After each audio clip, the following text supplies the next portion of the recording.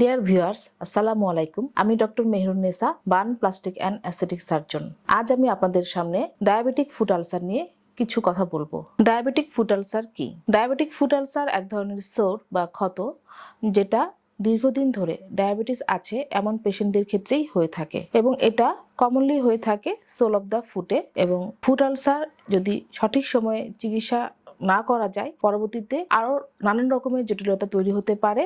তাই সঠিক সময়ে যদি এই ডায়াবেটিক ফুট আলসার চিকিৎসা করা যায়, তাহলে এটা প্রতিরোধ করা সম্ভব। কাদের ডায়াবেটিক ফুট আলসার হয়ে থাকে? যাদের ডায়াবেটিস আনকন্ট্রোলে থাকে, অর্থাৎ রক্তে ব্লাড গ্লুকোজের লেভেল দীর্ঘদিন যাবৎ অনিয়ন্ত্রিত থাকে, যাদের ডায়াবেটিস জনিত কারণে কিডনি ডিজিজ, হার্ট ডিজিজ অথবা আই ডিজিজ থাকে, তাদের ক্ষেত্রেও ডায়াবেটিক ফুট আলসার হয়ে থাকে। এছাড়াও ইনসুলিন নিতে হয় এমন রোগীদের ক্ষেত্রেও হয়ে থাকে। বয়স যদি হয় 50 ঊর্ধ্ব, তাদের ক্ষেত্রে এই আলসার সম্ভাবনা অনেক বেশি থাকে। এছাড়াও ডায়াবেটিক পেশেন্ট যদি স্মোকিং করে অথবা অ্যালকোহল ইউজার হয়ে থাকে, অথবা তার রক্তে যদি কোলেস্টেরলের পরিমাণ বেশি থাকে, তাদের ক্ষেত্রেও এই ডায়াবেটিক ফুট আলসার হওয়ার সম্ভাবনা অনেক বেশি হয়ে থাকে। ডায়াবেটিক ফুট আলসার কখন কিভাবে চিকিৎসা করাবেন? যখনই ডায়াবেটিক ফুট আলসার নোটিশ করবেন, ইমিডিয়েট চিকিৎসা গ্রহণ করবেন। সেক্ষেত্রে পেশেন্টের blood glucose level strictly control করতে হবে।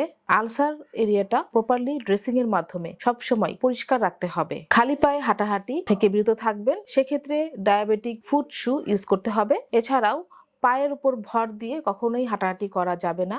সেক্ষেত্রে হুইল চেয়ার অথবা ক্রাচ ইউজ করতে হবে। মনে রাখবেন, যত তাড়াতাড়ি আলসার হিল হবে, ইনফেকশন হবার সম্ভাবনাও ততটাই কমে যাবে এবং রোগী দ্রুত তার নর্মাল স্বাভাবিক জীবনে ফিরে যেতে পারবেন। সো ভিউয়ার্স, আজ তাহলে এতটুকুই। দেখা হচ্ছে পরবর্তীতে অন্য কোনো বিষয় নিয়ে। ততক্ষণ ভালো থাকুন, সুস্থ থাকুন। আল্লাহ হাফেজ।